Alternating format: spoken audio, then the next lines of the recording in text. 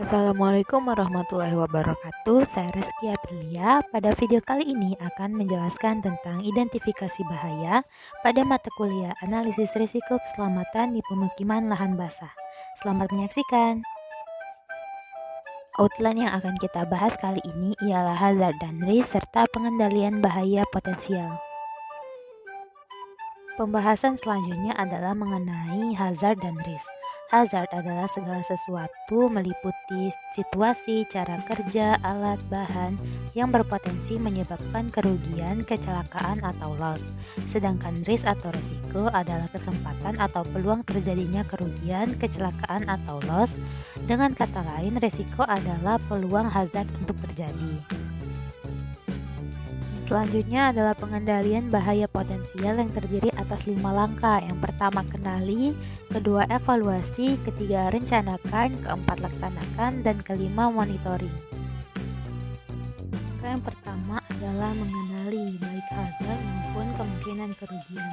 Untuk mengenali hazard, yang pertama dengan melakukan inspeksi rutin, membuat operating guide, GSA, GHA, safety audit, hazard, dan hazard studies, cek standar yang berlaku misalnya undang-undang, menganalisa kerugian, kecelakaan, dan kesakitan, preventative maintenance check, melakukan penilaian resiko, dan melibatkan seluruh karyawan atau masyarakat dalam mengenali bahaya yang ada baik di tempat kerja maupun di lingkungan sekitar.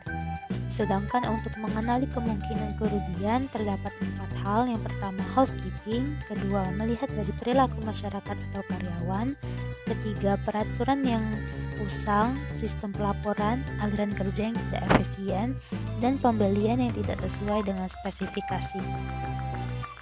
Setelah mengenali hazard, kita harus mengetahui sumber bahaya. Yang pertama ada people atau proses, yaitu orang atau cara kerja. Yang kedua equipment atau peralatan.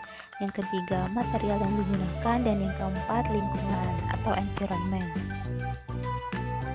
Untuk bahaya sendiri terdapat 6 jenis. Yang pertama bahaya fisik, misalnya kebisingan di atas nilai ambang batas, alat atau bahan tanpa pelindung, benda atau objek yang menghalangi, penerangan yang tidak memadai, vibrasi atau getaran, temperatur ekstrim, dan radiasi. Yang kedua ada bahaya kimia, yaitu setiap bahan kimia yang dapat menyebabkan tubuh sakit, cedera, sakit atau kematian, atau perubahan perilaku maupun penurunan kepekaan seseorang. Misalnya asbestosis, kadmium, arsenik, pelarut, silika, merkuri, dan lain-lain. Yang ketiga ada bahaya biologi, yaitu setiap unsur kehidupan atau biologi yang dapat menimbulkan reaksi, alergi, luka, ataupun penyakit terhadap tubuh manusia. Misalnya bakteri, virus, jamur, butiran debu, serangga, dan binatang buas. Yang keempat bahaya ergonomis, yaitu suatu tempat atau cara kerja yang dapat menyebabkan tekanan terhadap fisik, jiwa, atau perlakuan yang tidak pantas terhadap bagian tubuh seseorang. Yang kelima ada bahaya prosedural, setiap penyimpangan terhadap peraturan dari prosedur kerja, misalnya tidak mengikuti Operation Guide atau GSA. Dan yang keenam ada bahaya psikologi, permasalahan antar rekan kerja atau tetangga, dan permasalahan komunikasi. Yang kedua ialah evaluasi, untuk melihat apakah potensi bahaya masih dapat diterima, apakah bahaya tersebut dapat dikelompokkan pada tingkat low, medium, dan high, serta melakukan hazard analysis, hazard risk assessment, menggunakan GSA dan operating guide. Selanjutnya langkah ketiga ialah merencanakan upaya dan langkah yang diambil untuk mencegah atau mengurangi kecelakaan atau kesakitan. Langkah keempat yaitu laksanakan dengan melakukan hierarki pencegahan. Yang pertama eliminasi atau menghilangkan sumber bahaya, yang kedua substitusi atau mengganti, yang ketiga kontrol teknik, keempat kontrol administratif, dan kelima alat pelindung diri.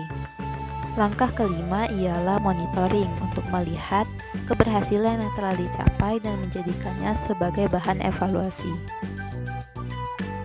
Sekian video pembelajaran tentang identifikasi bahaya. Wassalamualaikum warahmatullahi wabarakatuh.